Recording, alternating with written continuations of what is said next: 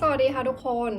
วันนี้นะคะตั๊กก็จะมารีวิวนิยายวายนะคะแต่เป็นเรื่องสั้นนะคะเรื่องใหม่ล่าสุดของนักเขียนณัฐกรโดยเรื่องนี้มีชื่อว่าสิ้นลาย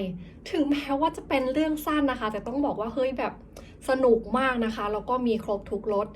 ยังไงนะคะใครสนใจก็ติดตามฟังเรื่องคร่าวๆดังนี้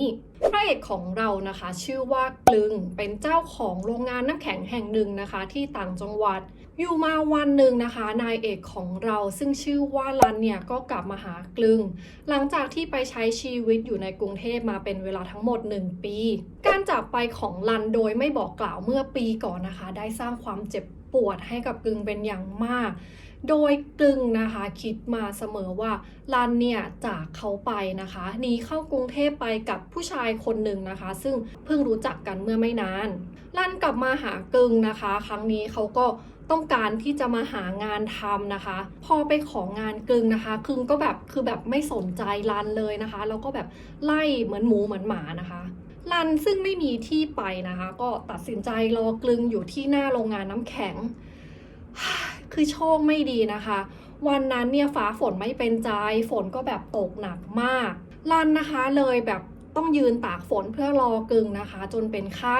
ตกเย็นนะคะกลึงก็ออกจากโรงงานน้ำแข็งนะคะเขาก็มาเจอรันนะคะนอนแบบเป็นพิษไข้นะคะไม่สบายกลึงก็เลยนำตัวรันส่งโรงพยาบาลรันตื่นขึ้นมาอีกครั้งหนึ่งที่โรงพยาบาลนะคะพอเขาเห็นกลึงนะคะเขาก็แบบขอโทษกลึงนะคะสำหรับเรื่องเมื่อ1 ปีก่อนรันนะคะขอโทษที่จากไปโดยไม่บอกกล่าวนะคะรวมทั้งบอกไปอีกว่าเขาเนี่ยยังรักกลึงอยู่นะคะและเขาขอโอกาสแก้ตัวอีกครั้งหนึ่งกลึงตัดสินใจให้โอกาสรันอีกครั้งหนึ่งนะคะแต่ยังไม่ใช่ในฐานะคนรักเย็นวันนั้นนะคะกลึงก็พารันกลับบ้านนะคะพอไปถึงบ้านนะคะกลึงก็แบบสั่งให้รันทำกับข้าวให้กินนะคะโดยที่ไม่ให้รันแบบทำกับข้าวเผื่อสำหรับพอร์ชั่นของตัวเองอ่ะแล้วก็สั่งให้รันนะคะกินของเหลือจากเขาตกดึกนะคะกลึงก็ไปบอกให้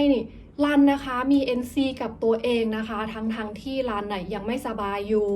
วันต่อมานะคะนายเอกตื่นขึ้นมาไม่เห็นกลึงแล้วนะคะเขาก็อยู่บ้านเนาะไม่รู้จะทำอะไรก็เลยทำหน้าที่แบบเก็บกวาดบ้านซักผ้านะคะแล้วก็แบบเตรียมอาหารเย็นไว้ให้กลึง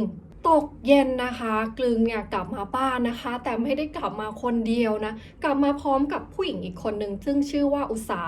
กลึงนะคะชวนให้อุษาเนี่ยมาทานข้าวด้วยนะคะซึ่งเป็นข้าวที่รันนะคะเตรียมเอาไว้ให้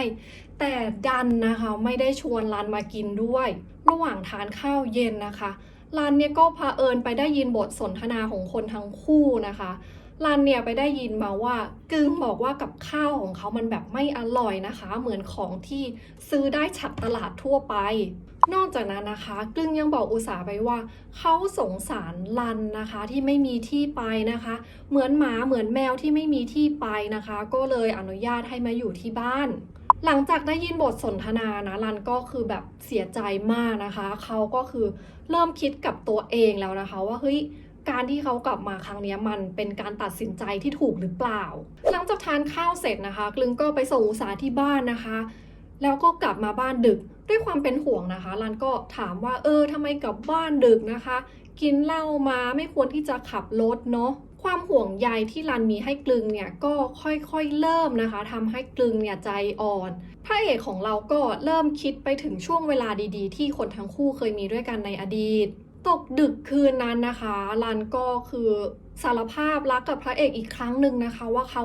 ยังรักกลึงอยู่นะคะแล้วเขาก็อยากจะขอร้องนะคะไม่ให้กลึงเนี่ยใจร้ายกับเขากลึงก็คือแบบใจอ่อนนะคะแล้วก็บอกรันไปว่าขอให้รันเนี่ยไม่จากไปไหนอีกในคืนนั้นนะคะคนทั้งคู่ก็แบบเหมือนจะปรับความเข้าใจกันได้นะคะแล้วความสัมพันธ์ก็กำลังจะค่อยๆดีขึ้นตื่นเช้ามานะคะรันก็รู้สึกว่าเขาอยากที่จะไปช่วยกลึงทำงานที่โรงงานน้ำแข็งนะคะแต่กลึงก็คือปฏิเสธรันเนี่ยไม่เข้าใจว่าทำไมอุษาถึงได้มีโอกาสไปช่วยกลึงที่โรงงานน้ำแข็งนะคะแต่เขาไม่มีโอกาสตอนสายๆของวันนั้นนะคะรันก็เลยตัดสินใจนั่งรถประจำทางนะคะไปที่โรงงานน้ำแข็งของกลึง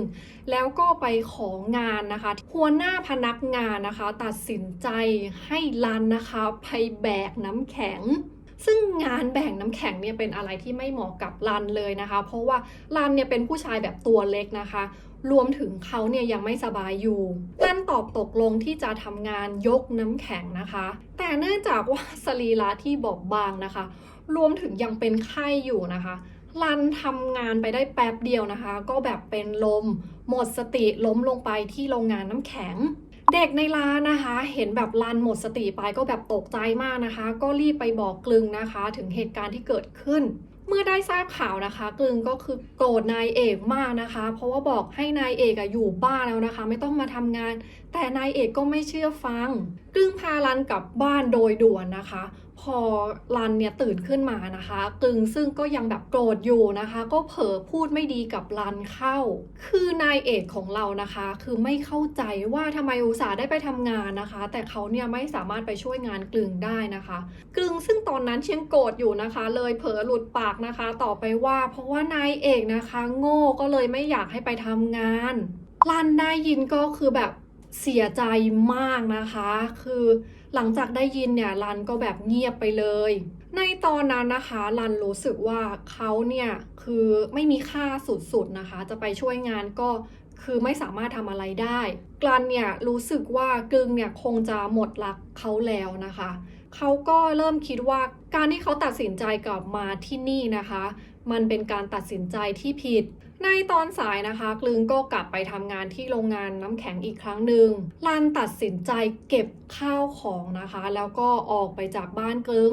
รันตัดสินใจกลับไปที่บ้านของคุณยายของตัวเองนะคะแต่บ้านเนี่ยคือแบบล็อกปิดไว้เนาะเพราะว่าคุณยายของรันเนี่ยเสียไปตั้งแต่เมื่อหลายปีก่อนเนื่องจากรันไม่มีที่ไปนะคะรันก็เลยตัดสินใจนะคะนั่งรออยู่หน้าบ้านของคุณยายนะคะและในวันนั้นนะคะฟ้าฝนก็ไม่เป็นใจอีกแล้วฝนตกหนักมากนะคะรันก็นั่งตากฝนอยู่ที่หน้าบ้านของคุณยายนะคะจนไข้ขึ้นนะคะแล้วก็สลบไปโชคดีนะคะหลังจากนั้นไม่นานเนี่ยมีคนมาเห็นรันเข้านะคะก็เลยพาตัวนำส่งโรงพยาบาลตกเย็นนะคะกลึงก็กลับมาที่บ้านนะคะพร้อมกับอาหารมากมายซึ่งเป็นอาหารโปรดของรันนะคะคือกลึงเนี่ยคือคิดได้ว่าเฮ้ยเมื่อตอนสายๆของวันนี้เขาพูดจาไม่ดีใส่รันนะคะแล้วเขาก็ต้องการที่จะมาขอโทษรันแต่เมื่อกลับมาถึงบ้านนะคะกลึงก็คือไม่เจอใครเรียกหารันเท่าไหร่ก็ไม่เจอและก็พบว่านะคะข้าวของรันเนี่ยหายไปหมดแล้วกึงก็คือแบบตกใจมากนะคะแล้วก็แบบพยายามตามหารันในขณะนั้นเองนะคะแม่ของกลึงก็โทรมาบอกว่าให้กลึงเนี่ยรีบมาที่โรงพยาบาลนะคะเพราะว่ารันเนี่ยเป็นไข้นะคะเนื่องจากตากฝนกลึงรีบไปโรงพยาบาลนะคะเพื่อจะไปหารันก่อนที่กลึงจะเข้าไปในห้องพักนะคะกลึงเนี่ยเผอิญไปได้ยินบทสนทนาระหว่างรันนะคะกับแม่ของเขากลึงนะคะเพิ่งจะรู้ว่าตัวเองเข้าใจผิดรันมาโดยตลอดรันนะคะตัดสินใจไปกรุงเทพเมื่อปีก่อนนะคะเพราะว่าเขาต้องการไปเรียนการศึกษานอกระบบรันเนี่ยนะคะมีความคิดที่ว่าเขาเนี่ยไม่มีวุฒิการศึกษานะคะแล้วเขาก็ดูไม่คู่ควรกับกลึงดังนั้นนะคะเขาก็อยากที่จะทำให้ตัวเองดูมีคุณค่านะคะก็เลยตัดสินใจไปเรียนการศึกษานอกระบบนะคะเพื่อให้ได้วุฒิมารันตัดสินใจไปที่กรุงเทพโดยที่ไม่บอกกล่าวกลึงนะคะเพราะว่าเขารู้ว่ากลึงเนี่ยจะไม่ให้เขาไปที่กรุงเทพอย่างแน่นอนพอกลึงได้ยินเรื่องราวทั้งหมดนะคะพระเอกก็คือแบบรู้สึกแบบเสียใจมากกลึงตรงเข้าไปขอโทษรันนะคะกับเหตุการณ์ทั้งหมดที่เกิดขึ้นกลึงขอโทษนะคะแล้วก็บอกไปว่าเขานะคะปากร้ายเพราะว่าเขาเป็นห่วงรันนะคะเขาไม่อยากให้รันต้องไปทำงานที่โรงงานน้ำแข็งเพราะมันไม่ใช่งานที่เหมาะกับรันคือจริงๆแล้วกลึงก็คืออยากให้รันอยู่บ้านสบายๆนะคะแบบไม่ต้องทำอะไรเลยแต่เนื่องจากว่ากลึงไม่ได้พูดออกไปนะคะรันก็เลยไม่เข้าใจคือรันนะคะแบบรักกลึงมากนะคะแน่นอนว่าพอกลึงมาขอโทษนะคะรันก็คือแบบให้อภัยหลังจากปรับความเข้าใจกันนะคะกลึงกับรันเนี่ยก็แต่งงานกันและในที่สุดนะคะรันก็ได้มีโอกาสเข้ามาช่วยงานกลึงในโรงงานน้ำแข็งคนทั้งคู่นะคะก็คือสัญญาว่าจะอยู่ด้วยกันนะคะดูแลกันสร้างความมั่นคงไปด้วยกันนะคะแล้วก็อยู่ด้วยกันอย่างมีความสุข และนั่นนะคะก็คือเรื่องย่อของเรื่องสิ้นลายนะคะของนักเขียนณัฐกรโดยสรุปนะคะถึงแม้ว่าเรื่องนี้จะเป็นเรื่องสั้นแต่แบบสนุกมากนะคะแล้วก็มีครบทุกรสเลย NC ก็คือแบบดีงามมากราคาเรื่องนี้ก็คือย่อมเยาวมากนะคะอยู่ที่ประมาณ35 บาทราคาน้อยกว่าข้าว1 จานอีกทุกคนยังไงนะคะตะโก็อยากจะขอให้ทุกคนนะคะไปสนับสนุนงานของนักเขียนนะคะเพื่อที่จะได้ให้นักเขียนเนี่ยมีโอกาสสร้างสรรค์ผลงานดีๆให้กับพวกเราทุกคนต่อไปยังไงวันนี้เอาไว้แค่นี้ก่อนนะคะแล้วพบกันใหม่ในคลิปวิดีโอหน้าค่ะบ๊ายบาย